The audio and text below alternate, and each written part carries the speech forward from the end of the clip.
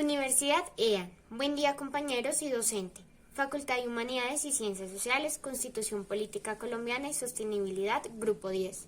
El tema que abordaremos hoy es todo actuar cristiano es político. Teológica Javeriana, Novoa Matallana, Carlos.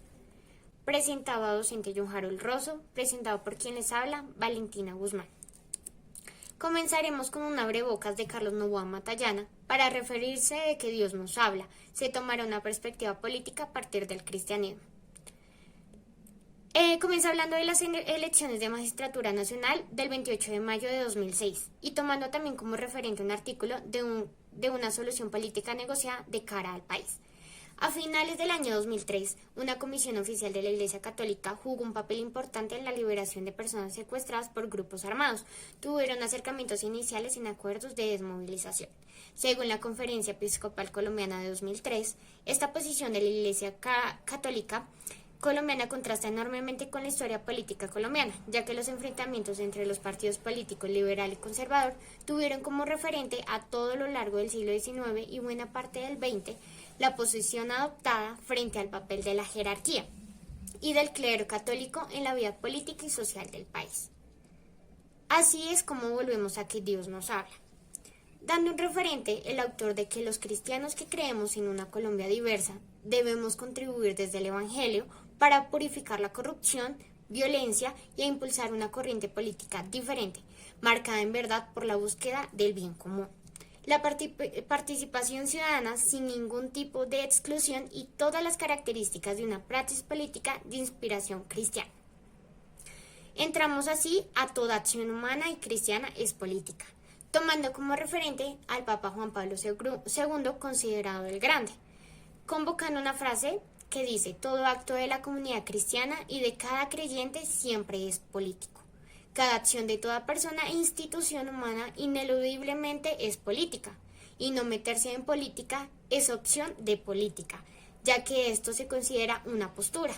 A su vez, los miembros de la Iglesia inexcusablemente somos políticos. Tomamos así también como referente político a Aristóteles. Nos habla de una sociedad creando una conformación de la polis, es decir, estado autónomo y social. Su legado y pensar fue magistral que aún hoy muchos de sus planteamientos siguen teniendo vigencia. Nos dice que el fin de este arte es la construcción del bien común, o sea, de la plena realización de cada una de las mujeres y de los hombres y de toda la sociedad. Por esto, toda acción humana es inevitablemente política. Esa perspectiva es llevada al Nuevo Testamento, pero se lleva como una perspectiva humana y especialmente espiritual. Así encontramos la diferencia entre política, politiquería y partidismo. Según las definiciones, política es la actividad humana relativa a la toma de decisiones que conducirán al accionar de la sociedad. La política se ha convertido en una actividad cada vez más incapaz y más sobrecargada de expectativas que nunca. La politiquería se toma como acción de politiquear, es decir, intervenir en política, tratar la política con superficialidad o a la ligera de manera de intriga y de bajeza. Está también el partidismo. Hay dos conceptos. La primera, adhesión o sometimiento a las opiniones de un partido con preferencia a los intereses generales, y la inclinación hacia algo o alguien en un asunto en el que se le debería ser imparcial. Pasamos así a la política anticorrupción y neotestamentaria. Conforme entonces al autor, el actuar divino conforma la justicia, pero a su vez convirtiéndose en criterio capital terrenal para construir la polis y el ejercicio de la autoridad. Tenemos así entonces dos conceptos: Nuevo Testamento, que quiere decir neotestamentaria, y tenemos también veterotestamentaria, que quiere decir Antiguo Testamento, en donde se le da un espacio grande de la construcción de la polis, y en donde se une lo profano y lo religioso, que quiere decir realidad social de la religión humana, en donde tuvo un espacio también político, ya que la justicia divina solo se realiza en una fraterna convivencia. Hablamos así de la basileia, que quiere decir reino o reinado, pero a su vez hay una diferencia. Reino se denomina al Estado o territorio que posee como parte de su organización política el sistema monárquico terrestre y estático. Y reinado el reinado de Jesús no es de este mundo, tomado de Juan 18, lo que nos indica que su reinado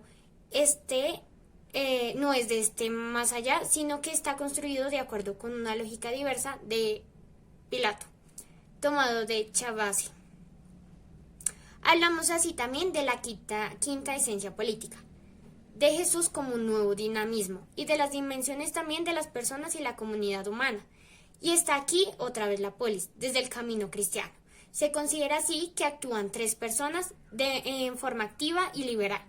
El Padre por el Hijo según el Espíritu, en medio de la humanidad, en donde también podemos ver en la quinta esencia la tiranía de política y la auténtica polis.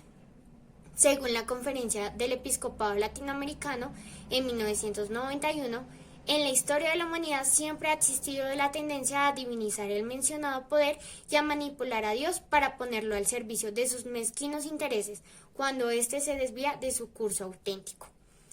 Tomamos así también los problemas eclesiales. Están entre ellos las cruzadas, la Inquisición o la conquista y evangelización de América. A nivel mundial, la Iglesia Católica ha sido objeto de escándalos financieros y sexuales. Ha venido perdiendo terreno en América Latina, no solo por otras iglesias cristianas y credos orientales, sino porque la vocación sacerdotal se ha reducido y los fieles ya no son practicantes, aquejados por el consumismo y el hedonimismo. Se han cometido muchos y graves pecados contra los pueblos originarios de América en nombre de Dios. Pido humildemente perdón no solo por las ofensas de la propia Iglesia, sino por los crímenes contra los pueblos originarios durante la llamada Conquista de América. Frase dicha por Jorge Mario Bergoglio en el año 2015 durante su visita a Latinoamérica, es decir, el Papa Francisco. La visita del Papa Francisco, Jorge Mario Bergoglio, constituye sin duda un hecho de mayúscula importancia, pues se trata de una jerarca excepcional y carismática, con facilidad para comunicar con las masas, mediante sentencias claras y aleccionarias que trajo nuevos aires a esa iglesia y una visión optimista para una sociedad polarizada. Sin embargo, se equivocó el Papa Francisco, no obstante advertir que no intervendría en política. Tomó partido a favor de una paz estable y duradera, habló de perdón y reconciliación en franco apoyo al acuerdo del gobierno con las FARC e ignoró la oposición del Centro Democrático. Entonces, ¿a quién uno obedece? Los apóstoles reconocen la autoridad de los líderes religiosos, pero su conciencia no se rendirá ante tales autoridades. Esta contestación hace eco de la dada por Sócrates, tomada de Platón. Atenienses, yo los respeto y los amo, pero debo obedecer a Dios antes que a ustedes. Llegamos así a hablar de Santo Tomás y Francisco de Vitoria. Santo Tomás fue presbítero dominico y trabajó como profesor investigador de las ciencias filosóficas teológicas en la Universidad de París. Fue llamado Divus, que quiere decir maestro divino, además de ser santo y doctor de la Iglesia. Para él, el fin de toda actividad política y estatal es la obtención del bien común, eliminando todo tipo de exclusiones y opresiones. En referente a la Revolución Francesa, él mismo nos dice que el poder nace del pueblo, es para el bien del pueblo y debe retornar a él. Para Santo Tomás, la ley natural es la ley fundamental orientada al comportamiento de las personas y a los grupos, con una libertad. Francisco de Vitoria habla también del derecho internacional.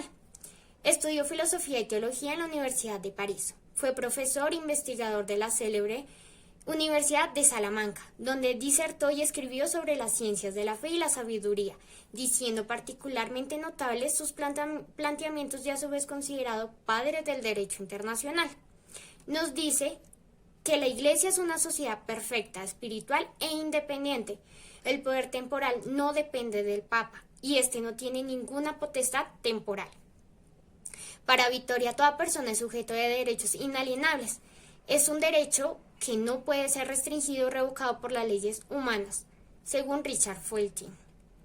De esta manera, nuestro teólogo dominico se adelanta 2 siglos a la Declaración de los Derechos del Hombre y la Declaración Universal de los Derechos Humanos. Llegamos así a la Iglesia contemporánea, en donde Jesús se considera como liberal, demostrado por su comportamiento y sus palabras, hasta la muerte, llamada así como la ley del amor. Se impone la separación entre la Iglesia y el Estado. la soberanía popular ejercida por consenso para otorgar una auténtica libertad personal y social, generar y concientizar la dignidad e igualdad de todos los seres humanos. El derecho y el deber del pueblo separa a un gobierno tiránico, la necesidad de conformar un tipo de autoridad política, el acatamiento al derecho nacional e internacional, generando así un orden y equidad.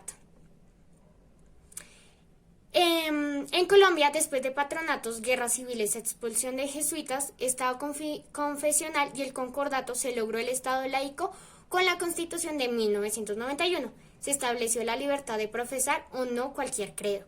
Por lo tanto, la neutralidad de las autoridades en materia religiosa queda de manera neutra.